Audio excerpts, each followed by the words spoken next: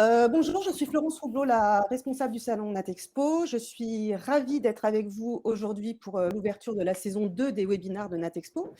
Ces webinaires que nous avons lancés en 2021 et qui sont parfaitement imposés comme le rendez-vous mensuel de la communauté Natexpo entre deux salons. Alors, chaque mois, pendant 1 heure de live, ce sont des experts, des professionnels de la bio qui échangent sur des sujets clés, des dernières actualités de la bio. Depuis le lancement de ces webinaires, 3500 vues. Donc, merci, vraiment, merci à tous. Bienvenue aux nouveaux, bienvenue aux habitués. Et aujourd'hui, nous sommes fiers de vous annoncer que vous êtes près de 550 inscrits. Nous sommes très, très heureuses. Alors, 2 mots très, très brefs sur l'ASPAS, qui organise Natexpo. C'est une société qui a été fondée il y a plus de 40 ans par Violette et Claude Dumont et qui a été reprise par Patricia Berthomier-Massip en 2010, pour qui j'ai une petite pensée toute particulière aujourd'hui. Grâce au portefeuille déjà existant et à la croissance insufflée par Patricia, l'ASPA s'est imposé comme le premier organisateur en France d'événements professionnels et grand public dédiés au bio, au bien-être, au développement durable. Aujourd'hui, l'ASPA totalise une trentaine de manifestations, plus de 500 000 visiteurs, 6 000 exposants. À côté de ça, nous avons créé en 2015 une place de marché qui s'appelle cvelia.com, qui s'adresse à nos exposants, mais pas que, pour les mettre en relation avec notre communauté de visiteurs. Et puis l'ASPAS travaille aussi directement avec des institutionnels comme Biocoop, comme l'agence Bio, pour leur organiser des événements particuliers, comme la région Occitanie pour organiser Medfel, et comme la fédération Natex Bio pour organiser Natexpo.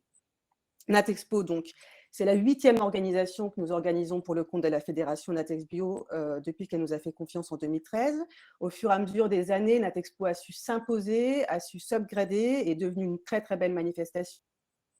La dernière à Paris-Villepinte en octobre, qui était juste très, très, très jolie. La prochaine aura lieu du 18 au 20 septembre à Eurexpo Lyon. Nous attendons 850 exposants et 8500 visiteurs, 10 000 visiteurs, pardon. Nous sommes aujourd'hui à peu près à trois quarts du travail. Il couvre la filière bio dans sa totalité, depuis l'alimentaire, les cosmétiques, les compléments alimentaires, les ingrédients, mais aussi tout ce qui est services, équipements, magasins pour les marques. Et cette année, nous lançons un nouveau secteur qui s'appelle Solutions e-commerce, et puis un nouveau parcours dédié aux cosmétiques bio haut de gamme qui s'appelle Épure. Parallèlement à tous les stands, tout le business qui se fait sur les stands, nous avons aussi une dizaine d'espaces d'animation, de forums, avec des programmes qui sont mis en place en collaboration avec nos partenaires, pour encore une fois décrypter les tendances, informer de l'évolution du marché, anticiper les attentes des consommateurs. Voilà, donc je vais maintenant laisser la parole à Adrien, qui va se présenter, qui va pouvoir laisser les autres intervenants se présenter aussi. Et puis nous sommes à votre disposition pour répondre à vos questions dans le chat qui est ouvert. Bonjour à tous, je suis donc Adrien Wetzmann, je travaille à l'agence Good, qui est une agence spécialisée dans les consommations alternatives et émergentes avec 3 pôles. Un pôle études, je m'occupe, qui gère entre autres Bioanalytics, le panel du réseau de distribution spécialisé bio, et également une activité étude avec au début Cosme Bio et puis aujourd'hui des labels comme BeFriendly ou comme Safe, et enfin une activité de conseil en marketing pour les marques du réseau spécialisé bio. Voilà, je vais proposer d'abord aux autres intervenants de se présenter, après je vous ferai rapidement un point du bio à la fois en réseau spécialisé et sur les autres réseaux de distribution. Voilà, Claire, si vous souhaitez commencer. J'ai la chance de commencer étant l'intervenante féminine de ce panel. Écoutez, donc moi je m'appelle Claire Viano, je suis la directrice générale de la marque Melvita, qui est une marque de cosmétiques bio française qui existe maintenant depuis 40 ans bientôt. On fêtera nos 40 ans l'année prochaine. Donc voilà, je serais ravie de partager avec vous quelques éléments sur cette thématique. Merci beaucoup Claire. Sébastien, je vous propose d'y aller par la suite.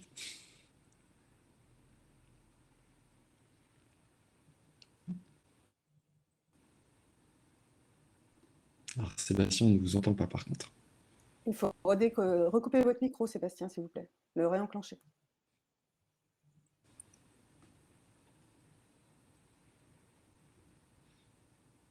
Peut-être qu'on va commencer par Blaise du coup. Blaise, je vois que votre micro est activé, je vous laisse la parole. Oui, bonjour à toutes et tous. Je m'appelle Blaise Desbordes, je suis le le directeur de l'association Max Havelaar. Et Max Havelaar porte en France la promotion, la diffusion d'un label de commerce équitable depuis 27 ans maintenant. Parfait. Adrien, je vais vous présenter, puis on reviendra à Sébastien quand il sera reconnecté. Bien. Bonjour à tous et à toutes, je suis Adrien Petit, donc je suis le directeur du cluster bio Auvergne-Rhône-Alpes. Nous sommes l'association des transformateurs et distributeurs bio de la région Auvergne-Rhône-Alpes, la région haute de Natexpo Lyon.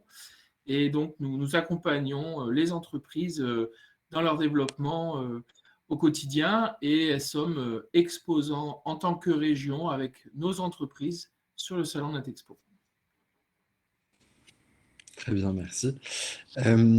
Alors, moi, je vais vous présenter d'abord quelques chiffres du coup sur le réseau bio et sur l'alimentaire en réseau GMS.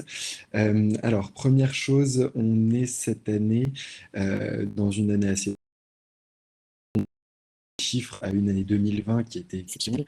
Donc évidemment, quand on présente des chiffres qui sont en baisse, il faut les relativiser. Alors, Sébastien, je vais vous proposer de vous présenter. Oui, pardon, j'ai eu un petit problème de connexion Wi-Fi au bureau. Sébastien Loctin, enchanté. Je suis le fondateur de BioFuture. On commercialise 2 marques alimentaires, une qui s'appelle Quintessence en réseau spécialisé biologique depuis 8 ans maintenant, et plus récemment en grande distribution il y a quelques mois, une marque qu'on a lancée qui s'appelle Node. Voilà, et on est assez engagé sur les problématiques d'alimentation saine. Parfait, merci. Donc, comme j'allais vous le dire, on est actuellement sur une dynamique assez particulière du fait que l'année 2020, en particulier au premier trimestre et au dernier trimestre, a été exceptionnelle à la fois en réseau bio et en réseau GMS. En réseau bio, on fait à plus de 12%, et en réseau GMS, l'année totale était aux alentours de plus 10 avec un plus 17 sur les produits bio. Donc là, on parle uniquement d'alimentaire.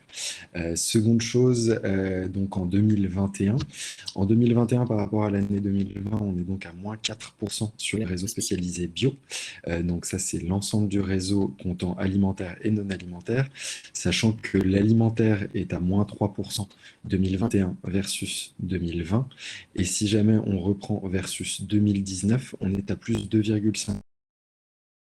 Seconde chose, pour comparer ça à la GMS, en GMS, nous sommes à moins 2,5% 2021 versus 2020 alimentaire bio. Donc c'est la première année qu'il y a un recul en alimentaire bio en GMS depuis l'arrivée du bio en GMS. Donc c'est quand même un phénomène assez intéressant. Et seconde chose, on voit qu'il y a des fortes disparités en GMS entre les différents rayons. Donc on a quelques rayons qui sont en positif. C'est le cas notamment de l'hygiène et soins et cosmétiques, qui fait plus 1,8%, et le baby food qui est à plus 2% sur l'année 2021 versus 2020. Attention, il faut de nouveau préciser que on se situe par rapport à une année exceptionnelle qui était 2020. Seconde chose, en réseau spécialisé bio, il faut bien faire une distinction entre la partie alimentaire, qui est aux alentours de moins 3%, et la partie non alimentaire, qui elle est en moyenne à moins 12% si on prend l'ensemble du DPH et de l'équipement. Donc c'est quand même une vision un peu contrastée que je voudrais donner, c'est-à-dire que l'alimentaire s'est globalement maintenu, alors que le non alimentaire a beaucoup plus dévissé. Voilà. Une dernière précision sur ce marché qui me semble intéressante, c'est que si on se compare en réseau spécialisé bio à l'année 2019, c'est-à-dire 2021 versus 2019, croissance du parc qui n'est pas à négliger, c'est-à-dire que sur 2 ans, on a eu une croissance du parc qui a été environ à 8,5%, c'est-à-dire que vous avez augmenté la surface de vente de 8,5%. Donc quand on donne plus 5% par exemple pour l'alimentaire sur 2 ans, c'est à remettre évidemment en perspective avec les ouvertures, c'est-à-dire que si jamais on était à part, on serait en négatif. Donc là, c'est vraiment les ouvertures qui permettent d'arriver à un résultat dans l'ensemble de cette. Et je pense que que le développement du réseau permet de continuer à avoir de la croissance. Voilà. Un premier je souhaiterais faire suite à cette introduction, c'est celui que je vais vouloir les intervenants, vous allez voir, je vais présenter de manière un peu séquentielle un certain nombre de questions qui sont en rapport avec le thème de la discussion d'aujourd'hui. Donc, je souhaitais d'abord aborder la question du commerce équitable. Donc, au-delà du bio, on a effectivement le commerce équitable. Et première question, est-ce que le bio est un prérequis pour le commerce équitable? Seconde chose, est-ce qu'il y a d'autres signes de qualité qu'on peut associer au commerce équitable avant le bio? Et enfin, est-ce qu'on peut valoriser le système de conversion vers la bio en parallèle d'un système de labellisation sur le commerce équitable? Et je laisse la parole à Blaise Desbordes qui va donc intervenir sur ce sujet. Merci beaucoup. Peut-être juste un mot pour commencer. Le commerce équitable va bien. Dans le contexte un peu inquiétant que vous avez décrit, effectivement, on est plutôt satisfait de voir, quels que soient les labels, Max Havelaar ou nos confrères d'EcoCert ou d'autres labels, que ça va bien. On a des croissances à 2 chiffres depuis plusieurs années. Et je crois que ça va dans le sens de l'objet du webinaire d'aujourd'hui, c'est-à-dire est-ce que finalement il n'y a pas un effet cumulatif des signes de qualité et une attente cumulative des clients, des consommateurs, des consommateurs, d'avoir plusieurs promesses sociétales sur l'environnement, comme sur la justice économique, etc. Donc ça, c'est plutôt positif. Du sud vers le nord, là, c'est très puissant. Aujourd'hui, le commerce équitable, c'est plus de 13 ou 15 milliards dans le monde. En France, on atteint plus d'1,5 milliard de valeur des produits vendus. Et on estime, nous, pour Max Havelaar, par exemple, on est autour de 5000 ou 5500 références produits qui sont disponibles. Donc, c'est vraiment une très, très belle dynamique. Le deuxième champ qui est beaucoup plus embryonnaire, c'est le commerce équitable au nord, je dirais, c'est-à-dire des paysans français bénéficiaires du commerce équitable, alors qu'on a été créé pour, à l'origine, pour les plus vulnérables, les paysans de ce qu'on appelait le tiers-monde, le monde en développement, qui n'a pas d'infrastructure, qui n'a pas de capacité d'investissement, qui n'a pas de banque pour l'aider à développer son exploitation. Eh bien, aujourd'hui, ça se développe aussi, avec un paysage un peu plus contrasté aujourd'hui, parce qu'on tâtonne un peu plus. Le commerce équitable en France, qu'est-ce que ça veut dire? Est-ce qu'il touche d'abord le bio? Est-ce qu'il touche l'autre? Et là-dessus, notre association, notre label qui essaye d'innover, propose aujourd'hui aux entreprises partenaires de labelliser. C'est un peu une révolution pour Max Havelaar, notre ONG qui était née vraiment au sud, propose de labelliser avec des normes aussi rigoureuses et aussi charpentées qu'au sud, les filières nord, notamment le blé et le lait. Donc, on a démarré les discussions, on a posé sur la table un cahier des charges en essayant, et c'était extrêmement intéressant sur le plan des questions que ça pose sur qu'est-ce que c'est qu'un produit de qualité, de décliner ces grands principes de sécurité pour le producteur. Un producteur vulnérable, il a besoin de sécurité économique. Est-ce qu'on sait le faire pour un paysan français? Aujourd'hui, je le dis peut-être avec un soupçon de fierté, mais je pense qu'on a un cahier des charges vraiment de qualité pour ces 2 premières filières, et peut-être plus à l'avenir, le blé et le lait, qui vont les sécuriser. Et ça sera, dans notre cas, régionalisé. On ne va pas vouloir appliquer le label Max Havelaar à toutes les régions, mais vraiment aux paysans qui en ont besoin, là où il y a de la déprise territoriale, là où il y a des exploitations qui ferment. Par rapport à votre première question, je dirais non, le bio n'est pas un prérequis pour le commerce équitable, parce qu'il ne parle pas du même sujet. Et on n'a pas tellement envie de choisir, en fait, entre la protection du producteur, sa sécurité vitale pour les écosystèmes dans lesquels il intervient, et même pour la souveraineté alimentaire, pour toutes les dimensions de l'agriculture, et la protection de l'environnement. Non à être obligé de faire le choix, il faut les deux. Donc, nous, on n'impose pas ça comme un prérequis, et tous les partenaires, c'est-à-dire plusieurs centaines d'entreprises en France, qui choisissent Max Havelaar ou d'autres labels équitables, elles peuvent composer, selon leur stratégie de développement durable, de RSE, leur stratégie de durabilité, ou leurs clients, elles peuvent composer l'itinéraire de durabilité qui leur convient, commencer par le bio, et ensuite aller amener de la sécurité économique, des prix garantis, etc. Ensuite, parfois le bio peine à apporter les prix sécurisants, désormais, presque victime de son succès, je le dirais. On en a entendu parler dans le lait. À l'inverse, vous avez évidemment des gens très engagés dans le bio. La communauté du bio est historiquement engagée pour la planète et pour la société, et donc elle est extrêmement à l'écoute de tous les cahiers des charges qui apportent de l'équité dans la relation. Donc nous, on revendique plutôt le droit de choisir pour le consommateur. Vous le savez bien, pour regarder comme nous les études, et je pense que les gens qui écoutent les webinaires aussi suivent ça de près, les consommateurs, ils composent leur caddie, leur panier, avec un souci général de durabilité, et puis quand ils trouvent des produits disponibles bio, ils prennent bio équitable, ils prennent équitable seul, ils prennent aussi sans emballage, ils prennent locaux. Alors les locaux, on n'a pas beaucoup de cahiers des charges sur le local, mais ils prennent aussi. Donc voilà, plutôt une ouverture, je pense, là-dessus. Troisième point, vous disiez, est-ce qu'on peut associer des autres signes? Bien entendu. Bien entendu. Là aussi, c'est à la main, évidemment, des entreprises, des marques, de composer leur gamme et de mettre la durabilité qu'ils souhaitent dans cette gamme. Nous, en tout cas, en tant que label équitable, on est ravis d'apparaître aux côtés des autres. Qu'on apporte une dimension sur la nutrition avec le Nutri-Score, qu'on apporte bien entendu le bio. On est ravis. Je dirais 70% des références ou 80% des références de commerce équitable sont également bio. Ça montre bien qu'il y a une convergence dans l'esprit des gens, dans l'esprit des dirigeants d'entreprise. Donc, quand on fait une démarche de qualité, il y a une pluralité de possibilités. Et oui, on peut associer les signes. Après, ce que vous posez comme question, c'est aussi, est-ce que nous, on a une spécificité? Oui, on a une spécificité parce que parler de commerce équitable, c'est mettre le doigt sur quelque chose de très spécifique par rapport à ce qu'on pense être un produit, c'est-à-dire ses qualités nutritives, son impact sur la planète, son goût, etc. Là, on va faire un pas de côté et on va dire non, ce qui nous intéresse, c'est la relation commerciale. Ce n'est pas un gros mot, hein, mais c'est la relation commerciale et c'est l'enjeu de demain. C'est l'enjeu de demain parce qu'on aura les meilleurs produits, les meilleurs pour notre santé et pour la planète, que les paysans pourront peut-être s'écrouler ou des territoires disparaître ou mourir, en tout cas pour l'agriculture. Donc nous, on se voit aussi quand même comme un dénominateur, le minimum d'équité économique, je dirais, il est nécessaire partout et derrière tous les autres signes de qualité.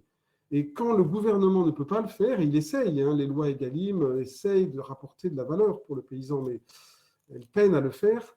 Quand la loi n'est pas capable de le faire, il faut que la société, nous on est un label associatif, un label avec des présents dans notre administration, dans notre gouvernance, toutes sortes d'acteurs, sans but lucratif, et bien, il faut que la société, à travers des labels, à travers des démarches, amène cette équité économique, puisque la loi n'y arrive pas. Merci. Une seconde question peut-être qui fera la transition avec le sujet suivant. Actuellement, on a parlé donc du commerce Nord-Nord et du développement effectivement de ce type de label-là. Est-ce qu'avec la demande grandissante de local qu'on connaît actuellement à la fois sur le marché français, mais en général sur le marché européen et en particulier sur la bio, est-ce qu'on peut penser qu'un des relais de croissance finalement des labels du type Max Havelaar, des labels de commerce équitable, passe par le développement de filières Nord-Nord et justement la valorisation auprès des consommateurs finaux de ce commerce Nord-Nord? Et comment est-ce qu'on s'y prend pour valoriser une filière Nord-Nord alors qu'actuellement en GMS, il y a énormément d'initiatives qui sont cultivées à moins de 200 km du magasin. Voilà, vous voyez très bien de quoi je parle, je pense. En GMS, il y a un développement de ce type de signes. Comment est-ce qu'on fait actuellement pour continuer à développer les labels spécifiques face à justement des claims qui sont sur les produits de GMS? C'est une question fondamentale. Là aussi, je ne serais pas dans le ou, mais plutôt dans le en même temps, dans le et. Ça ne s'oppose pas, le local et le lointain. Nous, on considère qu'on fait du développement local lointain. C'est-à-dire que là où sont produits les bananes, le café, le cacao, le sucre de canne, les gens ont besoin de développement local. Ils ont le même sujet et simplement, il se trouve que leur marché, c'est beaucoup l'exportation. Ils ne peuvent pas avoir tout leur sucre de canne qui est consommé par les Indiens ou par d'autres, par les Paraguayens. Donc, l'idée est de faire du développement local lointain. Donc, on a été assez facilement en phase avec les nouvelles aspirations en France.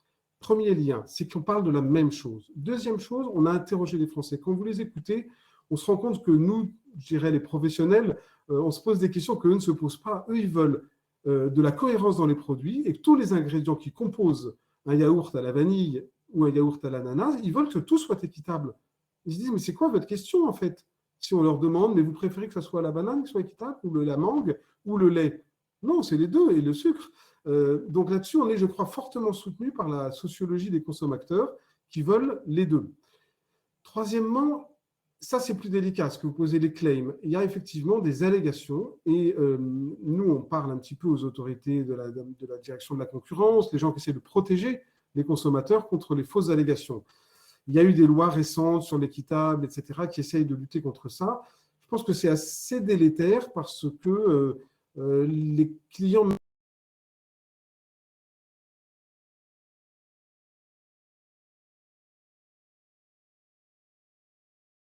des fois de payer plus cher pour un produit bio, pour un produit équitable, etc.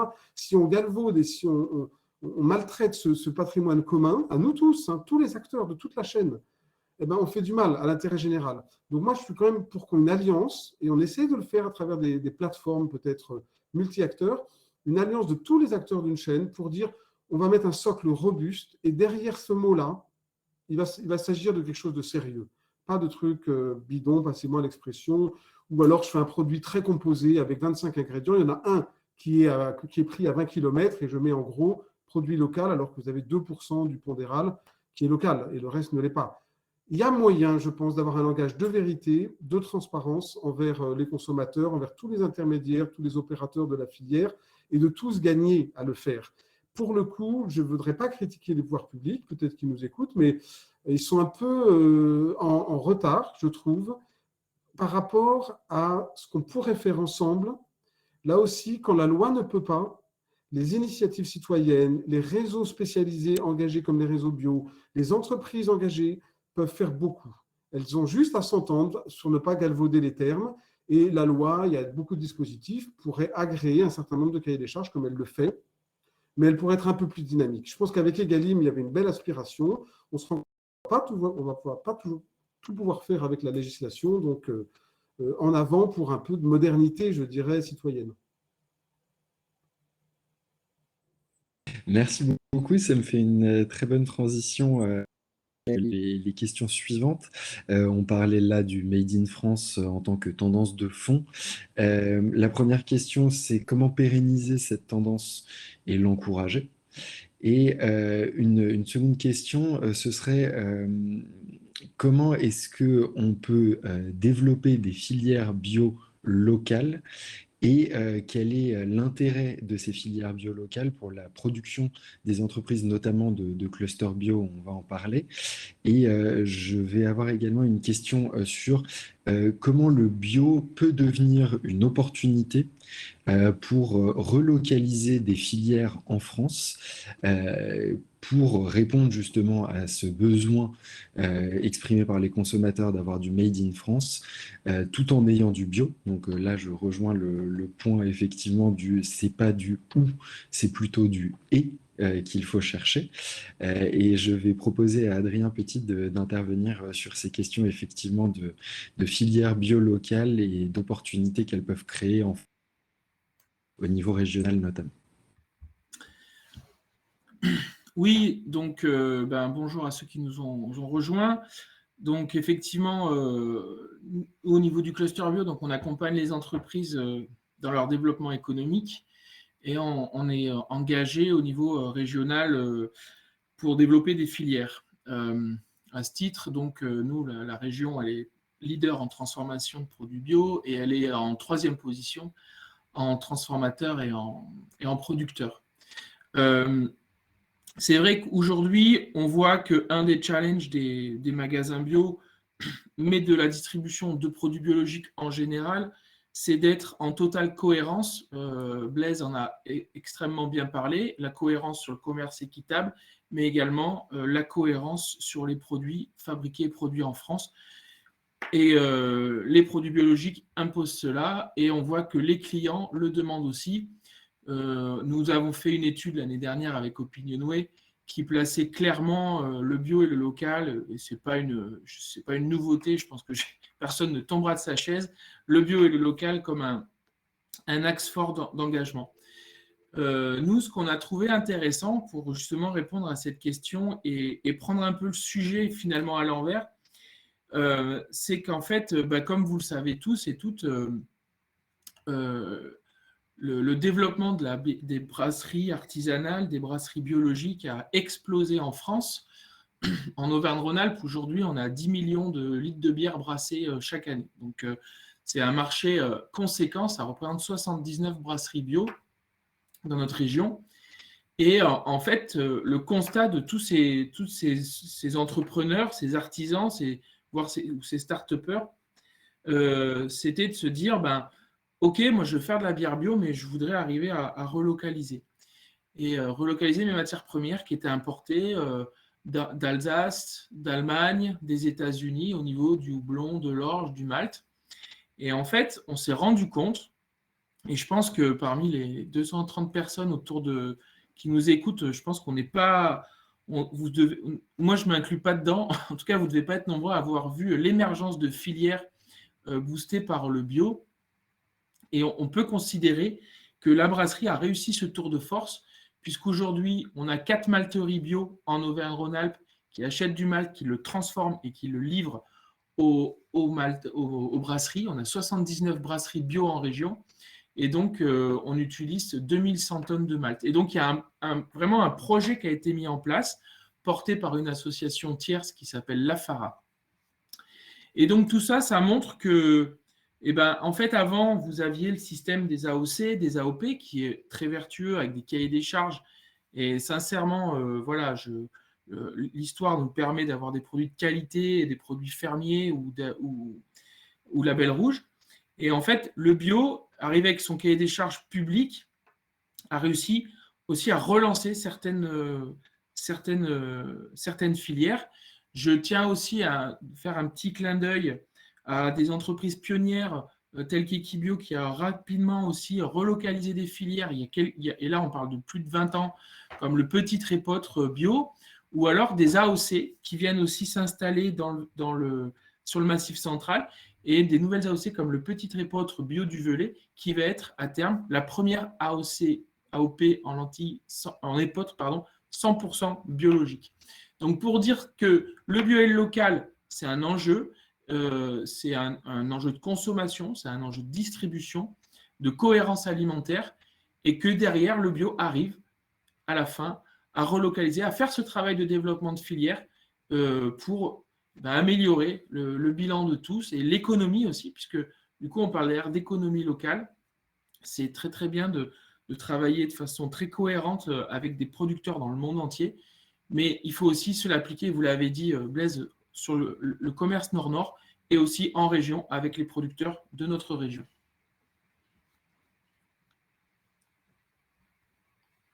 Merci beaucoup. Une question peut-être pour Claire, pour enchaîner. Est-ce qu'il y a aussi une demande de local sur la partie hygiène et soins cosmétiques? Est-ce que ça a une importance en dehors de l'alimentaire? Tout à fait. Je pense que je me reconnais beaucoup dans ce qui a été dit, et dans la phrase, «Ce n'est pas du ou, c'est surtout du» «est». Donc, pour, redonner un petit peu le contexte à tout le monde, donc, Melvita, c'est une marque, de cosmétiques bio française qui est née en Ardèche, en 1983, et qui a été, pionnière en fait dans, la cosmétique bio en France et dans son engagement. Et c'est vrai que je me reconnais beaucoup dans les discours qui ont été portés, jusqu'à présent, qui est qu'aujourd'hui, il faut aller au-delà du bio. Je pense que c'est ce qu'on prône aussi nous au sein de Melvita. Hem, je pense qu'en particulier sur les cosmétiques, on est, très challengé, et je pense que c'est une des raisons pour lesquelles, justement le secteur non alimentaire, en bio, a des performances aussi, plus marquées que le marché au global. On est très challengé par un brouhaha, global dans les cosmétiques avec, du coup, les marques clean, les marques green, le naturel, et donc c'est vrai que pour le consommateur, c'est presque encore plus difficile de s'y retrouver, je pense qu'en alimentaire, Et du coup, c'est très important pour les marques pionnières telles qu'on l'est sur Melvita de faire émerger d'abord des repères et aussi de continuer à essayer de porter justement, d'aller plus loin, de porter une amélioration continue. Et nous, on est vraiment convaincus que une démarche biodurable est essentielle et maintenant la voie, la seule voie, cette voie du «et» qui va nous permettre d'émerger et de nous différencier. Et donc qu'est-ce que je veux dire par là? C'est que la certification bio, qui en cosmétique notamment est une certification, plutôt de produits, une labellisation, gagne en fait à être associée à d'autres marqueurs de soutenabilité. Et en premier lieu, pour Melvita et on le voit, c'est un moteur d'achat pour 62 des consommateurs, français, c'est le local. Donc c'est, pour nous, la production de 100 de nos produits, dans nos usines, dans le sud de la France. Je pense qu'un deuxième enjeu, c'est en effet un enjeu de transparence et de traçabilité. Je pense qu'aujourd'hui, il y a vraiment un enjeu dans les cosmétiques d'être beaucoup plus clair sur, la filière de A à Z, et d'essayer de la tracer et comme le disait, Blaise au début, de faire le maximum pour avoir, des relations, les plus, constructives possibles avec nos producteurs. Nous, sur Melvita, c'est ce qu'on fait sur, nos filières clés. En fait, on travaille des approvisionnements à 3 ans. On est aussi, certifié Fairtrade sur ces filières-là. Donc je pense que ça, c'est essentiel. Et le dernier point, c'est aussi en fait d'essayer, d'œuvrer au global, pour une transition, écologique, mais aussi pour un mieux-être social, de s'engager en fait, au niveau local, au niveau, des actions qu'on peut avoir dans des mécaniques de redon.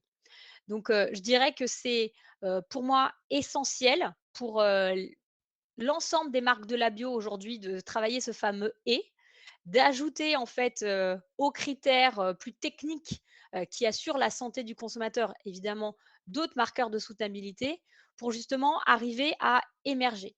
Donc ça pour moi c'est un des premiers points, essentiels qu'on partage tous, je pense autour de cette table.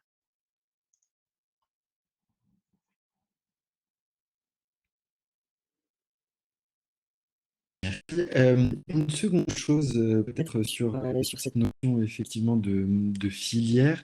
Adrien, on a discuté un petit peu d'exemples d'innovation. Est-ce que vous avez des exemples d'innovation qui sont revenus grâce à l'implantation de filières en France?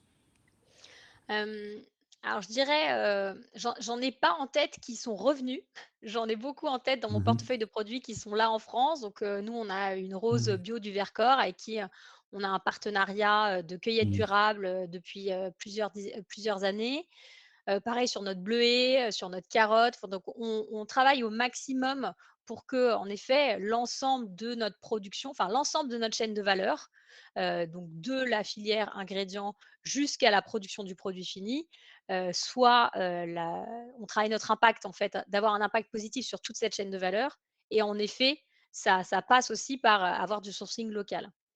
Donc, je dirais en fait, j'ai pas d'exemple en tête, qui sont revenus, mais je dirais que j'en ai déjà beaucoup qui ont toujours été là pour nous, en tout cas en cosmétique. Et peut-être l'autre point que je voulais mentionner, qui est quand même très important, de rappeler, hem, dans cette petite musique que j'entends souvent en ce moment qui est: «Mais le bio, n'est plus l'alpha oméga de la consommation responsable» et cetera.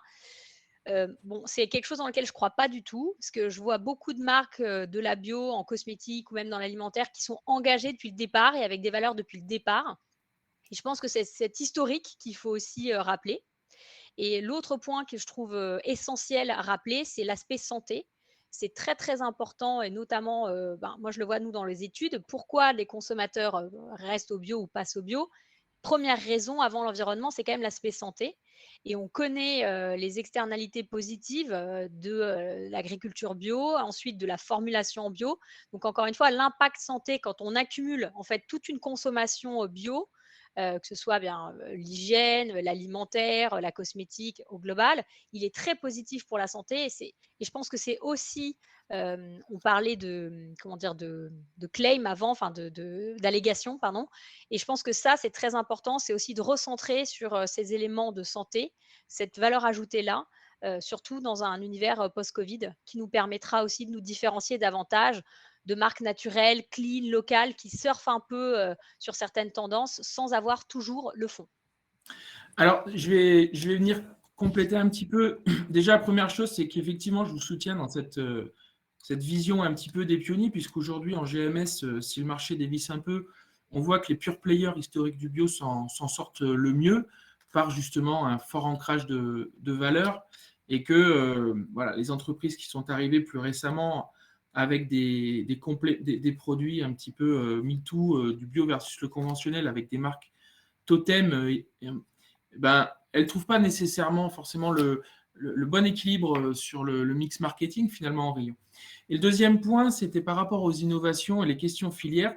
Donc je trouve que en fait, les filières bio viennent suivre effectivement l'innovation, et notamment, moi, je vois beaucoup d'enjeux et d'engagements d'entreprises à relocaliser ou à travailler sur les filières autour des protéines végétales. Et nous, on accompagne également des projets. Voilà, tout cet engouement par rapport au flexitarisme, au végétal, sur les pois chiches, les légumineuses en général. Tout à l'heure, j'ai cité voilà, les lentilles. Il y a vraiment des entreprises qui s'engagent à être en accompagnement des producteurs pour développer des filières. Donc oui, le bio est vecteur de développement de filières. Et de toute façon, comme on dit très régulièrement et avec beaucoup de simplicité, de toute façon, sans agriculteurs, il n'y aura pas de produits bio. Sans agriculteurs bio, il n'y aura pas de produits bio. Donc il faut accompagner. Et cette cohérence du local est pleine et entière. Voilà, donc sur tout le volet des protéines végétales, pour simplifier, il y a beaucoup d'innovations derrière pour les entreprises. Rebondir, Adrien, si vous permettez, je vois les questions dans le chat très vite.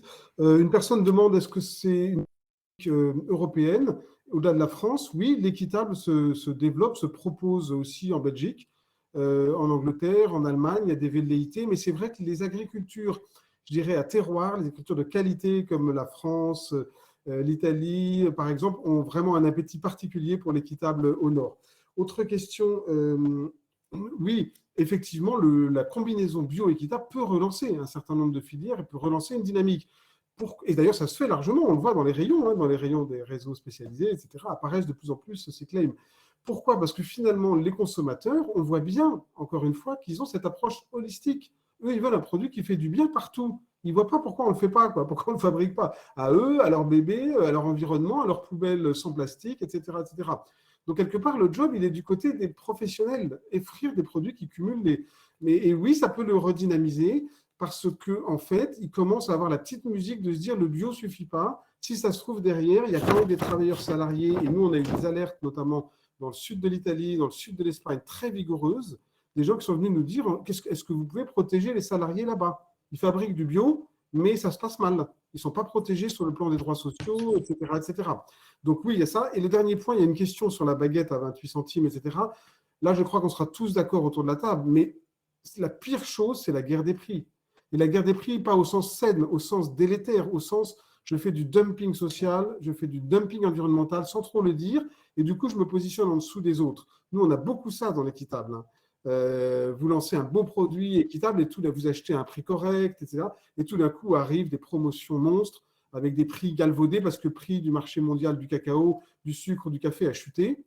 Et les palettes de promotion arrivent et détruisent votre nouveau produit. Donc, je crois que là, il faut qu'on fasse une alliance collective et pédagogique pour empêcher cette espèce de guerre des centimes. Dernier exemple là-dessus, il y a une très belle percée quand même dans les réseaux spécialisés, comme dans tous les magasins français, de la banane bio-équitable. Et on a quelque part une sorte de produit là, qui s'installe avec 12%, 13% de part de marché global France, 85 000 tonnes, c'est gigantesque. Et il ne faudrait pas que la guerre des prix dans la banane, qui est en train de s'amorcer, détruise ce genre de belles avancées qu'au contraire, on doit protéger. Très intéressant, merci beaucoup Blaise. Ça me fait une transition, cette notion de le consommateur veut tout, une très belle transition vers la suite. Le consommateur veut tout, y compris du plaisir, et donc du plaisir à la dégustation, des produits gourmands. C'est quelque chose qu'on a vu arriver en réseau spécialisé bio ces dernières années, avec notamment des produits que Sébastien connaît bien puisqu'il en est à l'origine. Je pense qu'il y a vraiment quelque chose à faire de ce côté-là, c'est-à-dire la progression de l'offre. Comment est-ce qu'on fait pour aller vers une offre qui séduise non pas uniquement le cœur de clientèle du réseau bio, mais aussi des consommateurs qui se rendent en GMS, puisque c'est une réalité, il y a pas mal de les circuits, et comment est-ce qu'on fait aujourd'hui pour répondre aux attentes de ces consommateurs-là, en particulier sur des produits que j'appellerais des produits de plaisir ou d'indulgence, qui sont des produits qui sont des must en GMS et qu'on commence à retrouver en réseau spécialisé bio. Je vais laisser la parole à Sébastien sur ce sujet.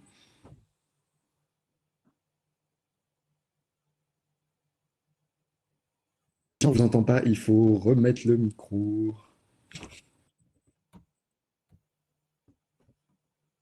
Toujours pas, il faut que vous mettiez le micro rouge qui se trouve sur votre vignette.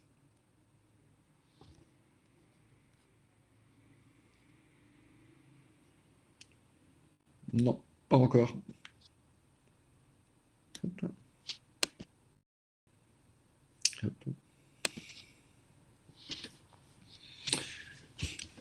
Alors, les autres... Est-ce que là, vous m'entendez? Oui, c'est parfait. Ok, pardon, hein, j'ai un petit problème de connexion. Alors, bonjour à ceux qui sont arrivés.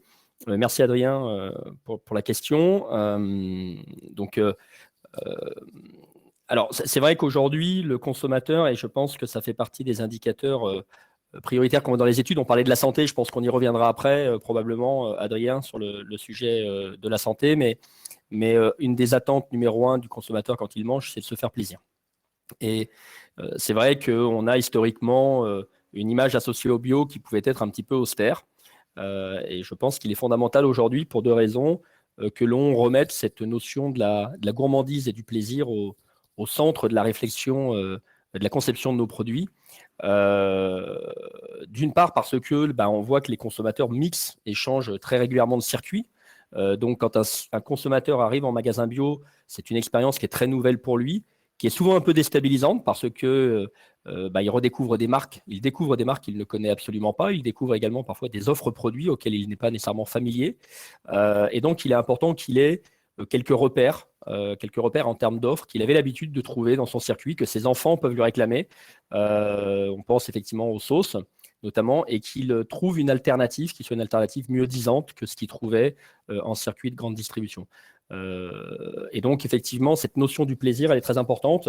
Il faut qu'au niveau de la bio, on se pose la question de comment on rééduque, on montre aux consommateurs qu'on peut se faire plaisir tout en prenant soin des écosystèmes, tout en étant vigilant sur notre santé, et parfois même en refaisant un peu de pédagogie sur ce qui est le véritable goût des aliments. Je prends un exemple très concret. C'est vrai que quand on a l'habitude, et nous on le voit sur nos développements de sauce, quand on travaille avec des additifs, des arômes, ou des texturants, l'expérience consommateur est très éphémère. C'est-à-dire que voilà, moi je me rappelle enfant, j'avais redécouvert la véritable glace à la vanille, mais à la vanille de Madagascar et non pas aux arômes. Voilà, c'est vrai que la première fois on se dit qu'est-ce que c'est, et puis finalement quand on se reconnecte et qu'on prend le temps vraiment de redécouvrir ce qu'est la vanille, on revient plus à de la vanille aromatisée, parce que l'expérience plaisir au niveau des sens ne met pas du tout nos sens en éveil de la même manière, ne procure pas la même sensation, c'est très éphémère, et donc du coup, évidemment qu'on franchit un cap qui fait que derrière, on ne revient pas en arrière. Donc moi, j'invite vraiment au niveau de nous, c'est un sujet sur lequel on est extrêmement vigilant, de garantir aux consommateurs. Voilà, là, on a lancé un aioli. Dans notre aioli, en conventionnel, généralement, il y a 2 à 3% d'ail. Là, on est à 12% d'ail, pour compenser évidemment la présence d'arômes. Donc, on est sur un aioli qui doit permettre aux consommateurs de redécouvrir le vrai goût de l'aioli, le vrai goût de l'ail, de la persistance du goût. Alors, ça n'a pas le même prix, hein. Ça pose la question évidemment de la valorisation de l'offre. Comment est-ce qu'on arrive à valoriser cette qualité-là ? C'est compliqué, on en parlera également sur les critères santé. C'est compliqué parce que d'un côté, un consommateur qui achète un aioli et qui a l'illusion de manger de l'ail versus un consommateur qui achète un aioli 15% plus cher mais qui mange vraiment de l'ail, à un moment, il faut qu'il comprenne ce qu'il mange. Et je rejoins complètement Claire là-dessus. Je pense que ce qui est vécu en cosmétique est vécu également en alimentaire. On a un consommateur aujourd'hui qui est perdu. On a malheureusement, on le voit d'ailleurs sur les marques nationales, en GMS, qui retrouvent la confiance des consommateurs. mais elle retrouve cette confiance des consommateurs à coup de labels quasiment autoproclamés, à coup d'allégations autoproclamées. Et c'est très compliqué pour le bio de se positionner en termes de comparatif parce que on a face au bio ou face effectivement à certains critères qualité avérés, on a beaucoup de belles histoires ou beaucoup d'opacité qui fait que le consommateur, aujourd'hui, quand il est devant un rayon entre un logo bio, un zéro résidu de pesticides, un sans résidu de pesticides, un agriculture durable, un agriculture raisonnée, un nouvelle agriculture, etc., etc., etc., de quoi on parle? Un HVE, voilà, haute valeur environnementale, qui est quasiment inconventionnel. De quoi on parle réellement en termes de process, en termes d'impact environnemental. Et c'est très compliqué pour le consommateur de s'y retrouver. Alors moi, j'ai une anecdote qui me fait toujours marrer. J'ai envoyé ma fille faire des courses et ma fille, qui a 18 ans, elle est plutôt vigilante. Elle a acheté des sucrines. Évidemment, elle est vigilante à acheter des sucrines de qualité parce qu'elle sait que le père veille. Et elle me ramène des sucrines avec écrit production 100% propre. Je me suis dit, elle était fière, elle était contente. Elle s'était dit, elle avait fait le job. Production 100% propre. Bon, évidemment, importées d'Espagne, alors elles étaient propres, ça, il n'y a pas de problème. 15 jours après, dans mon frigo, elles étaient toujours propres. Elles n'avaient pas bougé. Et je pense qu'effectivement, il y a un moment, le consommateur, il veut bien faire, il croit bien faire, mais il y a une problématique de régulation de l'information, il y a une problématique d'harmonisation de l'information qui fait qu'à partir du moment où on fait des choix qui sont le bio, le plaisir, la santé, c'est très compliqué de les valoriser aujourd'hui parce qu'en face, on a une information qui est complètement dérégulée. Donc, le plaisir, oui, mais il faut effectivement, je pense, réussir à le véhiculer. Et c'est dommage que ce soit ceux qui font des choses bien qui soient obligés systématiquement de le justifier. Mais je pense qu'aujourd'hui, il y a un travail de pédagogie à faire sur la qualité des produits et probablement un travail de transparence à réclamer auprès des pouvoirs publics pour arriver à des règles un peu plus harmonisées. D'accord. Les autres, justement, sur cette notion de plaisir et peut-être de perception d'austérité dans le réseau bio, quel que soit le type de produit, est-ce que c'est un ressenti que vous avez eu? Je pense en particulier à Claire. Est-ce qu'il y a quelque chose dans le réseau bio ou dans le fait de faire bio qui donne une image d'austérité? Alors dans les cosmétiques, je pense que ça a pu être un frein par le passé. C'est-à-dire il y a 10 ans, c'était quand même pas ce que c'était en termes de sensorialité et d'efficacité et donc il y a encore des consommatrices qui avaient testé un produit il y a longtemps, qui peuvent avoir ce frein-là. Bon, je pense que enfin aujourd'hui, c'est plus un sujet. C'est-à-dire que, on sait faire des cosmétiques, bio qui sont tout aussi efficaces et tout aussi sensoriels que le conventionnel. Et enfin, nous, par exemple, sur Melvita, on teste toujours en aveugle par rapport à des concurrents du conventionnel et si on n'est pas, égal, voire mieux en termes de sensorialité ou d'efficacité, on ne lance pas. Donc je pense que techniquement, c'est plus un sujet. Je pense qu'après, pour le rayon cosmétique en magasin spécialisé, il y a encore beaucoup de travail, évidemment. Quand je vois que, il y a encore, des vitrines dans certains magasins dès qu'on dépasse un certain prix et cetera, c'est l'opposé, en fait, de l'attente consommateur qui veut prendre les produits, les sentir, les regarder et cetera. Donc en effet, il y a peut-être un accompagnement dans l'expérience, du magasin, à faire. Bon maintenant, c'est vrai que le rayon, en tout cas en particulier cosmétique, c'est pas, la plus grande priorité parce que c'est pas une grosse part de chiffre d'affaires, pour l'instant, chez les bio. Mais en effet, je pense que, retrouver, enfin je suis complètement d'accord avec ce que disait Sébastien. Ce qu'on voit, c'est une très grosse mixité en termes de canal. Que ce soit sur le digital, sur, des ventes, qui sont parties, sur du vrac, des ventes qui sont parties aussi au niveau de la pharmacie.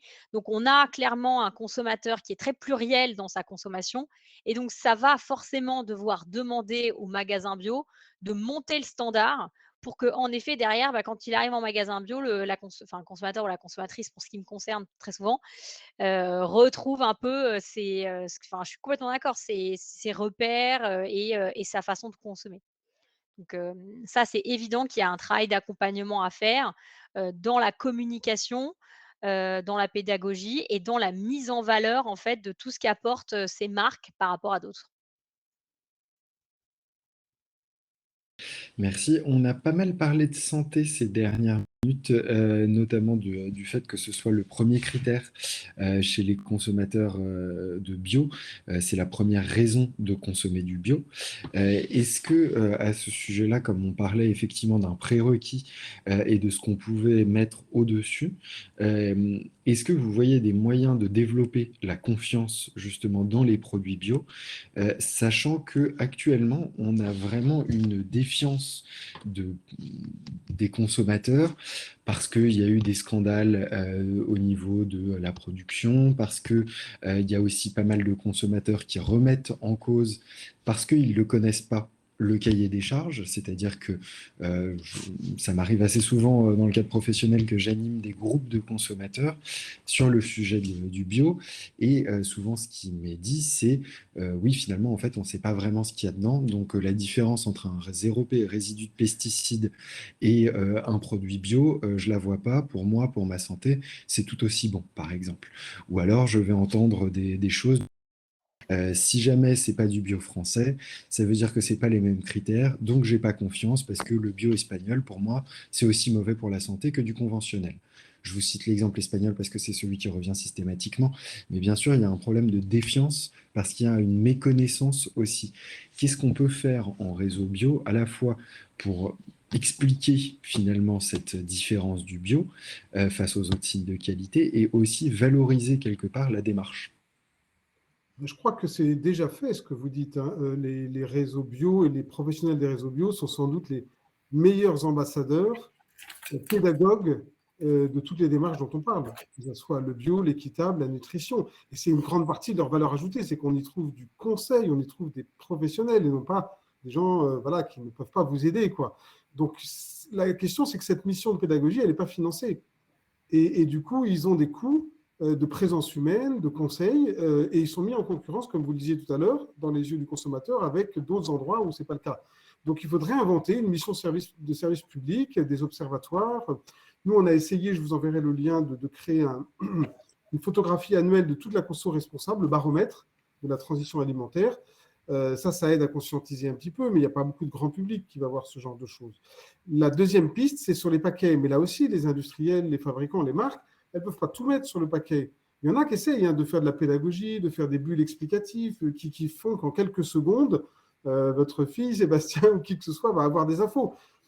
Et enfin, mon troisième point, c'est que le problème, c'est que vous manquez d'espace sur les paquets, vous manquez d'espace dans les magasins, c'est des missions qui ne sont pas financées, c'est des missions d'intérêt général. Donc, on en revient à l'éducation au développement durable, à l'éducation à la nutrition, aux ateliers pour lesquels les moyens sont absolument ridicules dans notre pays, eu égard aux enjeux d'impact sur nos campagnes, d'impact sur la santé globale des gens, de coûts pour la sécurité sociale.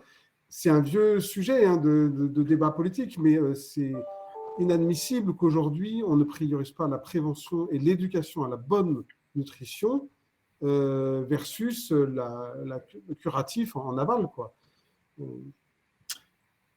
Je vais montrer le verre un petit peu plus plein que celui que présente Blaise par rapport au pouvoir public et aux enjeux par rapport au bio.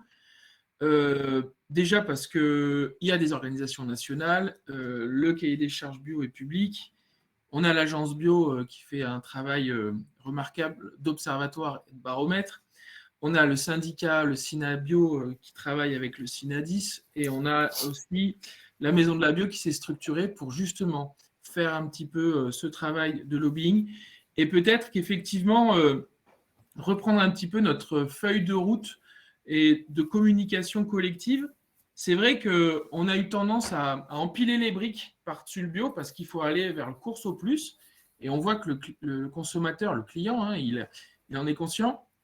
Néanmoins, dans un espace de plus en plus concurrencé ou dilué, il est nécessaire à ce moment-là de reprendre un petit peu ses fondements et réexpliquer les bases du bio. Et en fait, pourquoi finalement, tout simplement, on prend du bio et quelle est la différence du bio par rapport aux ZRP, par rapport au HVE, et remettre un petit peu, pour ainsi dire, l'église au milieu du village. Et ça, c'est important, et la sphère un petit peu économique du bio va s'y atteler dans les mois à venir. Je ne pense pas déployer, une fois de plus, un grand secret. Et si tout le monde parle de la santé, de l'enjeu des pesticides, de l'enjeu pour les sols par rapport au bio, le client, consommateur, percevra mieux tout ça. Enfin, le deuxième point par rapport au réseau bio et à l'enjeu, je pense qu'il y a un moment, il ne faut pas non plus se cacher derrière son petit doigt. Un réseau bio qui a explosé ces dernières années sur l'ensemble du territoire, toutes enseignes confondues, avec tous les mouvements qu'il y a eu. Malheureusement, je pense qu'il y a un constat quand même de progression à faire, pour ne pas dire un constat d'échec, sur la formation de certains salariés. Des études qui montraient encore récemment que 40% des salariés des magasins bio n'étaient pas en capacité d'expliquer concrètement ce qu'est un produit biologique. Donc l'enjeu de formation, il est net, il est clair, et à un moment, si on veut que le réseau s'en sorte aussi, eh bien, il faut aussi derrière être à la hauteur de ces enjeux de spécialistes. Excusez-moi, sans vouloir être trop véhément, mais voilà, il y a des enjeux de recrutement, des enjeux de ressources humaines dans ces réseaux-là, et à un moment, il faut être à la hauteur de la promesse du client, et donc des enjeux de formation. Sébastien, sur cette notion effectivement de santé, je sais que vous poussez pas mal la notion de diététique. Est-ce que quelque part la différence de la bio, et en particulier dans le réseau bio, passe aussi par une alternative saine et qui va au bout de la démarche d'un produit qui est bon pour la santé, c'est-à-dire qu'il n'y a pas juste l'absence de pesticides, mais il y a aussi une formulation des produits pour prévenir les problèmes d'obésité, pour aller un peu plus loin que juste effectivement cette présence de pesticides. Alors, est-ce que le bio doit être diététique? Alors, ce qui est clair, et Claire l'a dit, hein, la santé, je crois que ça fait partie des critères prioritaires d'achat. Le consommateur, il pense d'abord à lui avant de penser à la planète et à ce qui va arriver dans 20 ans ou dans 15 ans. Il est assez pragmatique et il se dit finalement qu'est-ce qui m'impacte tout de suite. On le voit avec le pouvoir d'achat. C'est-à-dire que les grands vœux pré-Covid, pré-confinement, le monde d'après, on est en train de faire un pas en arrière colossal. C'est-à-dire que sous la communication liée au pouvoir d'achat, et je rappelle qu'on parle quand même, oui, peut-être d'une hausse alimentaire de 3%, mais que l'alimentaire, c'est 13% du budget des ménages, donc on parle d'un impact sur le budget des ménages de 0,45%. Voilà, donc il faut à un moment remettre en perspective les choses. On parle de quelque chose qui est vital et qui a impact, qui s'appelle manger, d'une inflation sur le budget global des ménages de 0,45%. À côté de ça, quand vous faites un plein à la pompe, vous avez déjà cramé la hausse que vous prenez sur l'alimentaire en un plein. Donc je pense qu'il faut aussi être raisonnable. Je repense au prix, à ce que disait Blaise sur la baguette à 29 centimes. Quand on a une baguette à 29 centimes, de quoi on parle? Moi, j'ai regardé la composition de cette baguette. Il y a une douzaine d'ingrédients ultra transformés, d'additifs. On n'est plus dans de la boulangerie, on n'est plus dans de la baguette. À un moment, voilà, je pense que le consommateur, il doit comprendre aussi ce qui est en face d'un prix. Et donc, pour ce qui est de la santé, moi, je ne pense pas que la bio doit être diététique. Je pense que diététique, ça renvoie à des choses pas très fun, un peu fonctionnelles. L'alimentation n'a pas pour vocation d'être uniquement fonctionnelle. Elle a pour vocation de nourrir, au sens nutrir. Donc, je pense que le bio doit être effectivement sain, en tout cas plus sain, et il l'est déjà, hein. Claire le disait. Globalement, l'étude Nutrinet Santé l'a démontré, les consommateurs bio sont en meilleure santé que les consommateurs non bio. Donc, il y a effectivement nécessairement aussi par la diminution des aliments ultra transformés, par la réduction des additifs, par des process différents, par la baisse des pesticides, des cocktails phyto, on a nécessairement déjà une alimentation de base qui est bien mieux disante qu'on peut trouver en non bio.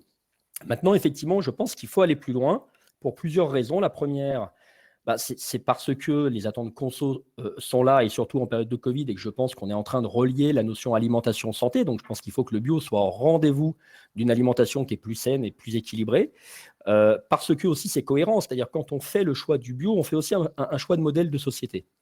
Et dans ce choix de modèle de société, il y a effectivement une notion un peu de bien commun. Et le bien commun, c'est aussi prendre soin de la santé des gens. Donc, il faut effectivement être vigilant sur la composition de nos produits. Et puis enfin, il ne faut pas oublier, et ça ne concerne pas que le bio, hein, mais on se pose la question sur l'alimentation. La mission numéro 1 des marques, c'est quand même de nourrir les gens. Enfin, faut à un moment remettre notre mission au cœur du sujet, bio ou pas bio. Notre mission en tant que marque, c'est de nourrir les gens. L'alimentation dite moderne est la première cause de mortalité au monde. C'est-à-dire comment on peut accepter que se nourrir soit dangereux. Comment on peut accepter de creuser notre tombe avec nos dents? Je pense qu'à un moment, il y a eu une dérive. Et donc, il faut quand même que les marques remettent un petit peu au cœur du modèle, non pas le badling du PNL, mais la mission qui est déjà de nourrir les gens. Et d'en nourrir, il y a nutrir. Donc, ça veut dire effectivement être vigilant en prenant en compte dans les compositions la liste de composition la plus courte possible, la limitation des ingrédients ultra transformés, la limitation des additifs, le choix du bio. Donc, je pense que c'est une approche un peu plus systémique de l'alimentation pour avoir effectivement des bénéfices santé en bout de chaîne. Et je pense que c'est d'autant plus important de prendre en compte la santé que c'est une tendance qu'ont embrassé les marques distributeurs.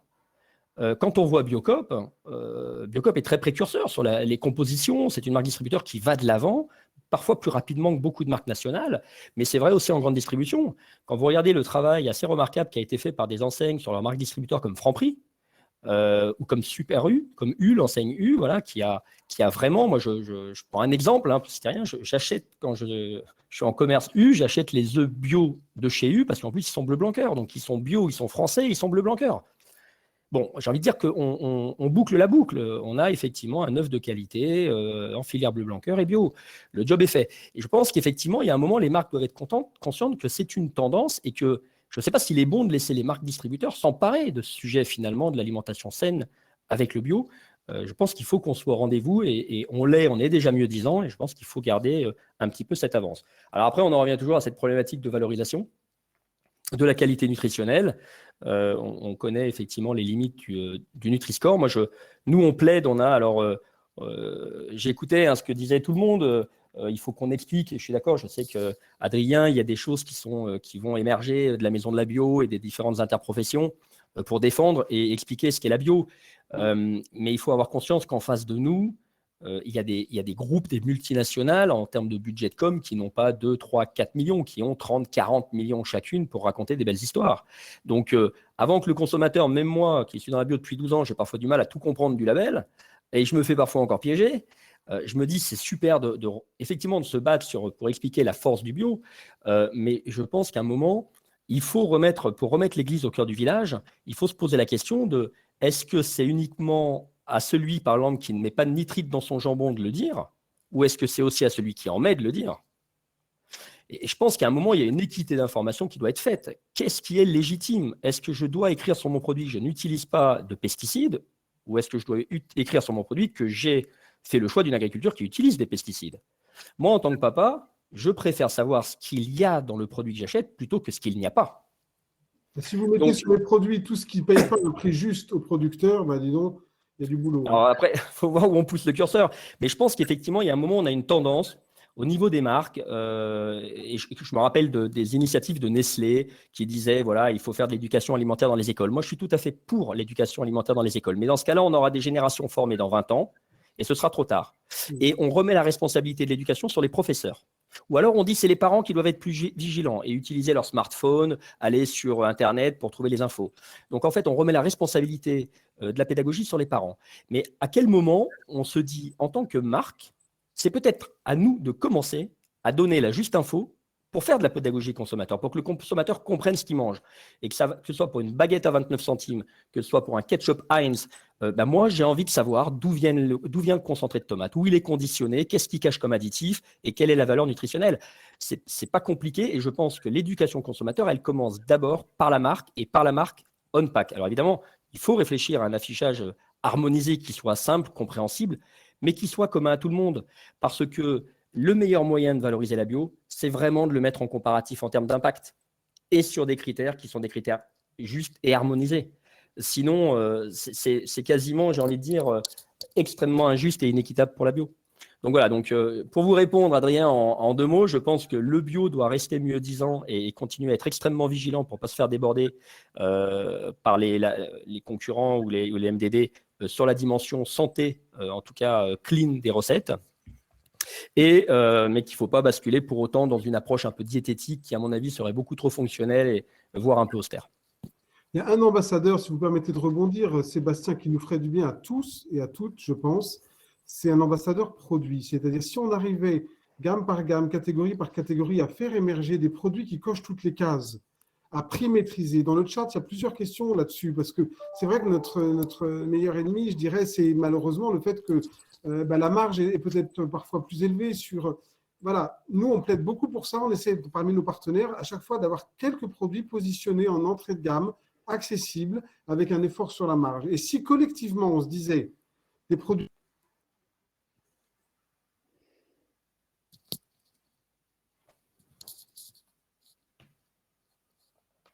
Là, on aurait l'ambassadeur de rêve pour conquérir le cœur des consommateurs.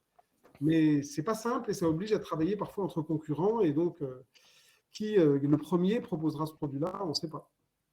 Peut-être juste pour rebondir sur ces éléments-là, sur l'aspect, je pense, santé, c'est clairement un point qui ressort très fortement au niveau des cosmétiques également, sachant que dans les cosmétiques, l'enjeu, c'est surtout le sujet des perturbateurs endocriniens, qui est quand même un des mal assez fort, un des mots importants de ce siècle. Donc, moi, je suis complètement d'accord avec Sébastien sur le fait qu'il faut que les marques en fait communiquent et soient plus transparentes. Donc, sur les cosmétiques, il y a un vrai sujet d'explication de la liste des ingrédients. Donc, on le fait de plus en plus. Alors, on n'a franchement pas toujours la place on-pack, pour être honnête, vu tout ce qu'on doit mettre comme mention quand on est bio. Mais en tout cas, on le fait sur le site internet et on explique d'autant plus, en fait, voilà, à quoi correspond chaque produit. Et ce qui d'ailleurs nous amène nous-mêmes à nous redire, OK, alors dans cette formule-là, est-ce que tel ingrédient, je ne suis pas obligé de l'enlever, etc. Donc, il y a vraiment une vraie démarche d'amélioration continue là-dessus. Ça doit être fait aussi au niveau du label, parce que je pense que en fait, donc le label référent en France, c'est Cosme Bio, duquel je fais partie. Et c'est vrai que il faut clarifier ce qu'apporte le label de façon plus concrète, avec une liste d'ingrédients en fait proscrits, qui en plus évolue chaque année. Enfin, je rappelle quand même à tous, dans les cosmétiques, que le label est très contraignant. On reformule en moyenne 20% de nos produits chaque année, puisque chaque année, il y a des ingrédients qu'on ne peut plus utiliser. Pour être justement dans cette démarche du mieux. Donc, je pense que c'est essentiel, en effet, pour nous d'être plus transparents. Et à l'avenir, de toute façon, tout ce qui se passe va nous l'imposer. Et après, je pense aussi, pour compléter le point de Sébastien, qu'en effet, quoi qu'on fasse en termes d'initiative au niveau de Cosme Bio, au niveau de la maison de la bio, ça ne changera rien par rapport aux millions de L'Oréal, qui est quand même le 3e investisseur en termes de médias dans le monde, après l'auto et les assurances, je crois, ou la banque. Donc, il y a quand même, pour moi, un enjeu et pour lequel il faut qu'on fasse tous, je pense, un certain plaidoyer au niveau de la régulation. Et je suis complètement d'accord qu'à un moment, il y a un plaidoyer à faire même au niveau européen pour redéfinir ce que c'est que justement une entreprise peut-être à impact positif au niveau de la santé, au niveau de l'écologie, que ces critères soient très clairs et qu'ils soient davantage réglementés. Et ça, il y a un vrai travail de lobbying à faire qui prendra du temps, je pense. Mais c'est un enjeu très clair pour nous. Parce que je pense qu'en effet, face aux millions des grandes multinationales, tant que ce n'est pas réglementé, ça sera encore assez compliqué de faire sortir la valeur ajoutée de nos marques. Et Claire, c'est dommage que vous soyez en cosmétique et pas en alimentaire. On vous aurait invité à rejoindre le collectif En Vérité, qui est justement un collectif de marques qui vise à faire de l'influence positive auprès du régulateur. Écoutez, avec plaisir. Nous, on a rejoint un Pacte France là-dessus en août, justement. D'accord. Écoutez, peut-être que vous allez ouvrir, peut-être que vous allez finir par l'ouvrir aux marques cosmétiques, Sébastien. C'est peut-être possible aussi. C'est un combat qu'on connaît moins, mais on a déjà tellement de marques là qui cherchent à rejoindre le collectif que je suis un peu débordé. Je crois que j'ai oublié que j'étais aussi chef d'entreprise par ailleurs. Et puis on compte aussi onboarder les marques distributeurs, qui sont aussi des metteurs en marché avec des produits et donc qui sont aussi au cœur du game. Mais juste pour rebondir sur Claire, sur la notion de le on-pack, effectivement, il y a un moment, tout le monde se pose cette question de les packs sont limités et l'information est abondante. Comment on fait rentrer un carré dans un rond? En fait, il y a ce qui fait qu'on a à un moment une limitation sur les packs, c'est que quand on fait quelque chose de positif, on est obligé de le justifier. Donc, on va chercher à le justifier on-pack. Donc, non seulement il faut se coller un label, mais en plus, par contre, parfois, il faut raconter une histoire. Et là, effectivement, ça devient lourd sur les packaging. Nous, on le voit sur notre ketchup. C'est lourd et injuste parce qu'on précise le pourcentage d'ingrédients cultivés en France, donc 90% sur notre ketchup. Qu'est-ce que fait le consommateur quand on se justifie? Ça le rend sceptique. Et du coup, qu'est-ce qu'il nous demande? C'est d'où viennent les 10% qui restent. Mais qui demande à Heinz d'où viennent sont concentrés? Personne. Donc, ce qui est pernicieux, c'est que quand on revendique une origine France, on va au bout de l'exercice de la transparence et on se retrouve à soulever des questions de suspicion sur les pourcentages qui restent, sur le sucre de canne ou autres, qui ne sont pas français. Donc, le PAC, à un moment, il faut effectivement cleaner l'ensemble des allégations pour définir, je pense, un affichage au niveau du régulateur qui soit un affichage unique et commun et qui permette de dire, moi, quand je suis à 90% français, je n'ai pas à me justifier parce que celui à côté, il affichera qu'il est à 0%. Donc, je n'ai plus finalement à encombrer mon PAC de tout un tas d'histoires ou de justifications. En comparatif, c'est immédiat.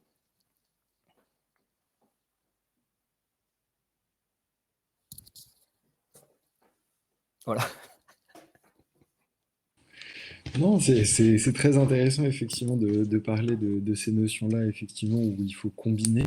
Il y avait aussi, alors un petit peu provocateur, mais il y avait de pourquoi toujours opposer effectivement l'idée des grands groupes aux PME, cette idée que effectivement on ne sera que plus fort si jamais on collabore. Qu'est-ce que vous en pensez? Qu'est-ce que ça vous inspire effectivement? Claire, je sais qu'il y a des géants de la cosmétique actuellement qui se lancent sous des certifications Cosmébio ou avec des cosmétiques naturels. Voilà, qu'est-ce que ça vous inspire, cette idée qu'il faut que l'ensemble du tissu industriel quelque part dans un domaine donné collabore? Je crois que moi, je peux répondre aussi dans le sens où la marque Melvita appartient à un plus grand groupe, qui est le groupe L'Occitane. Et du coup, alors moi, je ne critique absolument pas l'aspect grand groupe. Je viens aussi de grand groupe avant et je fais partie d'un groupe qui, je pense, est vraiment dans une démarche extrêmement positive.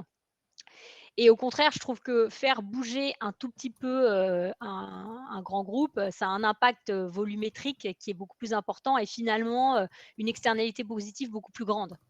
Donc, je n'oppose pas ça. J'oppose par rapport au grand groupe l'aspect claim, allégation, parce que là, c'est un combat qui est complètement complètement pas gagnable dans la com, en fait.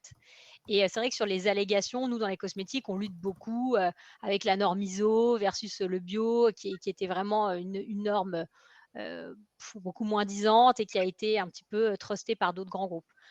Donc moi, je pense qu'au contraire, au contraire, en fait, pour le voir avec Melvita est un peu le cœur vert du groupe L'Occitane. Et je pense qu'il y a des tests qui sont faits sur nos formules qui font avancer les choses et qui derrière après sont réutilisés à beaucoup plus large échelle sur l'Occitane. Donc moi, au contraire, je pense que c'est très intéressant en tout cas d'être dans une logique de coalition tant qu'il y a une volonté en effet d'avancer et de faire avancer toute une industrie dans le même sens.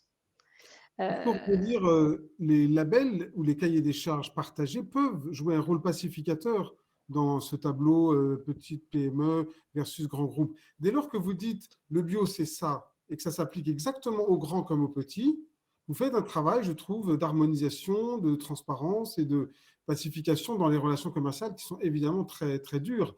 Et nous, je le dis au passage, mais notre cahier des charges est exactement le même que vous soyez un grand groupe ou une petite PME locale. Et ça, je le vois dans les relations avec nos centaines de partenaires économiques. Ça apporte ça fait du bien, quoi. Ça fait du bien parce qu'on n'a pas l'impression qu'il y a du favoritisme, on n'a pas l'impression que un tel, on va lui enlever telle molécule ou lui rajouter pour l'embêter, pour faire une barrière à l'entrée, etc. Donc nous, on plaide beaucoup pour l'indépendance et il y a quand même des risques là-dessus. L'indépendance, la tierce partie, qui demain est l'avenir de la consommation responsable. Si vous n'introduisez pas un tiers qui apporte un cahier des charges objectif, transparent, disponible sur le web et qui quelque part met à égalité tous les acteurs, c'est toujours le plus fort qui gagne. Mais juste sur le bio, c'est exactement ça. Oui, et les charges, le label, il est public, il est européen, tout le monde est d'accord, et il y a des certificateurs qui certifient. À ceci près que selon les pays, il y a des petites nuances, mais vous avez raison, Adrien, et c'est ça l'avenir. Mais pour des raisons qui m'échappent, l'État est beaucoup plus timide qu'en 84, quand il a un peu unifié le bio sur d'autres secteurs de la durabilité. Il laisse le marché et les claims et les allégations prospérer sans beaucoup réguler. Je pense qu'on aurait pu continuer d'échanger pendant. Très intéressant. Peut-être vous voulez dire un dernier mot. Merci pour votre accueil et pour votre écoute. Merci beaucoup. Alors, merci à tous. Merci à vous. Merci merci. Et puis, on vous donne pour le 22 février et à Natexpo exactement, au mois de septembre. Merci, au revoir. Merci, au revoir.